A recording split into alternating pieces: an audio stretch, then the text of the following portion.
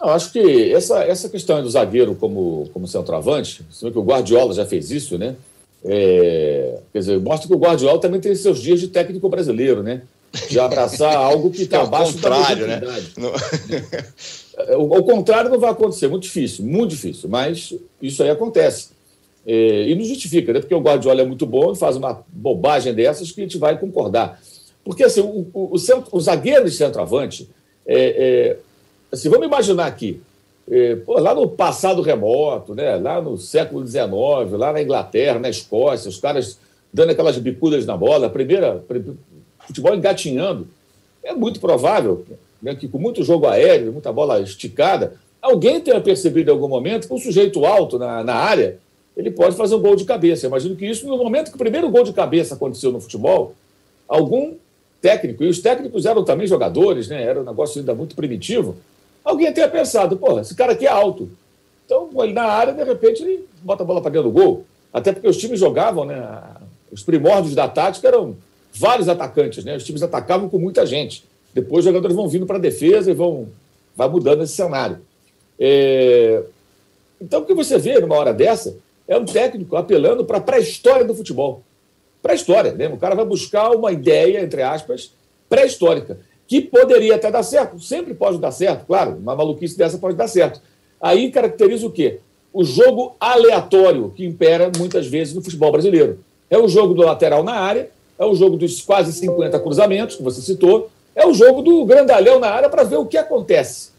E é o jogo do Vitor Gabriel de centroavante, que assim, não demonstra ter a menor condição.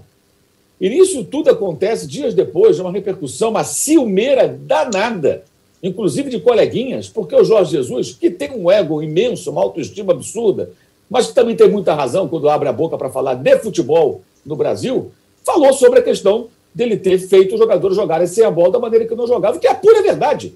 Não que os técnicos aqui, todos eles, sejam incapazes de fazê-lo. Mas isso não costuma acontecer. É só recordar o que era o time que ele treinou antes de sua chegada. Era um time de índio se não tivesse dois volantes, né? Um pouco antes, o Márcio Araújo era defendido na mídia como jogador fundamental no time do Flamengo, já com contratações encaminhadas. E o Márcio Araújo, que nem sei onde que está agora, estava outro dia no CSA, não sei se está lá ainda, um jogador absolutamente comum, mas esforçado apenas, era visto como fundamental, porque estava incutido, ainda está nas cabeças das pessoas do Brasil, que você tem que ter um volante cão de guarda. Então era o Arão e tinha que ter o Coelar também, tinha que ter uma dupla, né? Era o que defendia o antecessor do Jorge Jesus. E aí o Coelar, que era mais volante, vai embora, fica o Arão, que vira volante, depois, mais adiante, com o Ceni, o Diego jogou de volante, foi campeão brasileiro assim, como segundo homem do meio campo, e na virada épica em cima do River Plate, o primeiro gol, uma bola que é roubada pela Arrascaeta, que sempre foi visto como, não, esse cara não marca, ele cria, né? Não, ele pode fazer as duas coisas. Ele e o Diego dão um bote no Lucas Prato, sai a jogada que sai o gol. Ou seja, o Jorge Jesus mostrou sim, isso é fato, né? É só lembrar o técnico Abel Braga falando para o repórter Vene Casagrande sobre, não, jogar com um volante só, não gosto do time de índio. Foi a frase dele, tem o vídeo. Então, o que acontece? Ele mudou mesmo o patamar da coisa aqui. E com a saída dele, e com a recaída do Sampaoli no Atlético, depois de tão bem no Santos, 2019, com um pedacinho de 2020, acabou se transformando mesmo, né, num flerte de verão, com um futebol mais bem jogado. Nós voltamos às trevas. E os técnicos brasileiros são muito fracos. Então, o que você vê no Atlético é um time sempre desesperado, conseguindo alguns resultados na marra, né, porque tem bons jogadores, então vai conseguir virar um jogo para cima do Santos. Uma pressão absurda em cima de arbitragem, como se tudo se resumisse à arbitragem, e como se só o Atlético fosse prejudicado, como se o Atlético nunca fosse beneficiado. Uma coisa assim, pequena. A manifestação do diretor executivo Rodrigo Caetano ontem após o jogo foi algo que eu considero constrangedor. Um pronunciamento. Gente, o Atlético Mineiro tinha acabado de perder para o Atlético Goianiense, de virada, numa atuação péssima do Atlético Mineiro. E aí depois, não, porque a arbitragem e tudo mais, não dá. E aí a mesma coisa mais do Flamengo, concordo totalmente com o Juca, com relação a... Isso não é argumento. Claro que aí é outra história. O Gaciba, a arbitragem, a falta de critério, por que o gol do Mbappé valeu e o gol do Michael não valeu. A situação é a mesma. Eu acho até que, eu falei semana passada, que eu continuo achando, esse tipo de gol não deveria valer. O jogador impedido tira proveito do impedimento para que a jogada continue e ele faça o gol e um colega marque. Né? Então, eu acho um erro, mas isso, não sei se a regra está assim, né? E a regra está assim desde o jogo entre Estados Unidos e Itália, o gol da Itália anulado em 2009, na Copa das Confederações. Foi ali que eles mudaram a regra. E estão por mudar de novo. Vamos mudar isso aí outra vez, em breve. Já foi informado isso, essa notícia já circulou. Então, vão mudar de novo, porque estão vendo que aquilo não foi legal. Não pegou bem lá o Mbappé impedido fazendo gol. Mas valeu. Então, se vale na Europa, por que aqui é diferente? Os caras aqui não sabem a regra ou os de lá que não sabem aplicar a regra? Tem alguma coisa errada aí. Mas isso não justifica, em hipótese alguma, nem o pênalti do Vitinho, nada, a atuação ridícula do Flamengo. Que, aliás, já havia feito o mesmo contra o Grêmio. Só que o Grêmio gastou um golzinho com o Borja. A dificuldade é crônica, porque o time não é bem treinado. O Flamengo tem, quando está completo, quando está mais inteiro, alguns jogadores que fazem a diferença e que tem conjunto entre eles desde os tempos do, de novo, Jorge Jesus. Então, reativa alguns movimentos, algumas reações, meio que no automático. Mas você não percebe grandes novidades. O Renato até conseguiu fazer com que o time fosse mais objetivo, como faz um gol, buscar um segundo e tal. Isso aconteceu em vários jogos. Mas e quando não sai esse primeiro gol?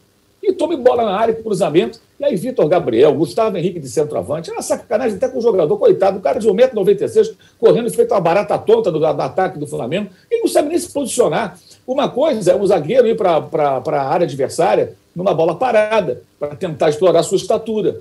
A outra é o cara jogar o tempo todo ali dentro. Não sabe. Foi o Hever no final do jogo entre Atlético e Palmeiras. É até constrangedor. E já tinha ali um cara que não tinha o que acrescentar, que era o Vitor Gabriel, coitado, que é um rapaz que você vê que ele não consegue jogar, ele não consegue pegar na bola, não consegue dar sequência a uma jogada, não tem nível para ser um atacante do Flamengo. Mas você sabia que ele foi fundamental numa vitória do Flamengo sobre Fortaleza em 2019, uma jogadinha ensaiada no lateral? Que o técnico era o Jorge Jesus. Até o Vitor Gabriel consegue ter um papel decisivo. Foi um gol do Renier, foi um gol da virada. Em cima do time do Rogério Ceni na época, que era o Fortaleza. Então, assim, os jogos de ontem, eles evidenciaram isso. Os técnicos que têm os melhores elencos do futebol brasileiro, eles têm sérias limitações e não conseguem tirar dos jogadores do Galo e do Flamengo aquilo que deveriam tirar. O Nacho joga bola no Atlético como jogava no River Plate? É evidente que não. Se você for ver o destaque do Hulk, em que o Hulk se destaca? Arrancadas individuais, nas quais ele serve os companheiros, né, ou ele mesmo resolve tudo sozinho. Com técnica, força, velocidade, explosão, todas aquelas boas características que ele tem. Agora, um jogo coletivo, uma defesa fechada, como é que eu furo esse? Eu não consigo, não sei fazer, a bola na área, é na marra, é tudo na marra. Foi assim que o Atlético conseguiu, por exemplo, empatar com o Bragantino. Agora, detalhe, o Atlético dos 10 últimos jogos, venceu 5, empatou 4, perdeu 1. Igualzinho o Flamengo dos 10 últimos jogos. A campanha dos dois é essa, de pontos ficando pelo caminho. É um campeonato aberto e aleatório, como o jogo dos dois mais bem colocados no momento que a coisa se complica. E o detalhe, o mesmo vale para Abel Ferreira no Palmeiras. Tem as mesmíssimas dificuldades quando se vê diante de uma defesa fechada. Então você vê com português e dois brasileiros, eles têm muito em comum com relação a isso. Né? E o Renato falando ontem, chega a ser engraçado, né? Não, porque o Cuiabá veio fechado e tal. Como é que o Renato eliminou o São Paulo da Copa do Brasil 2020, em dezembro do ano passado ainda? Com um Grêmio, com um elenco muito melhor do que o do Cuiabá. Jogou em casa pela chamada uma bola. Diego Souza, né, fez o gol, ganhou de 1-0. Isso. Chegou no Morumbi, se retrancou, segurou o 0-0 e avançou para a final da Copa do Brasil. Foi assim. Problema nenhum, é um direito dele. Agora, ele pode jogar assim. O Jorginho não pode com o Cuiabá, que é um time mais modesto do que o Grêmio, um elenco mais modesto. E aí ele falou algo que assim, vale para ele, inclusive, vale para todos os técnicos, salvo raras exceções aqui em nosso futebol. É muito mais fácil destruir do que construir. E blá, blá, blá, blá, blá, blá. Isso mesmo, Renato. Então, construa. Faça o seu forte elenco construir mais e não ficar só jogando bola na área do adversário com um centroavante que, na verdade, é um zagueiro. É vergonhoso. Os dois deveriam ter vergonha, o Cuca e o Renato. Que apelar para zagueiro e centroavante. E outra coisa, são profissionais, gente, muitíssimo bem pagos. Sim. Com ótimos CTs, com ótimos profissionais a cercá-los, com elencos muito fortes para a nossa realidade, os melhores da América do Sul, salários em dia, todas as condições de trabalho. Não falta nada. E lá atrás era a história, com 200 milhões é fácil. Não é fácil, não. Não é todo mundo que é Jorge Jesus, não. E vão choramingar os amiguinhos dos técnicos brasileiros, aqueles que não largam essa paixão avassaladora, né? Que quando o telefone tocar, o cara atender, vão defender até a morte, né? Esses caras são o atraso do futebol brasileiro, defendidos da mídia pelos amiguinhos incondicionais que eles técnicos têm. Técnicos e dirigentes que confundem até a relação do jornalista com eles quando conversa, que é a conversa de trabalho, né? Com amizade, porque às vezes tem essa brodagem.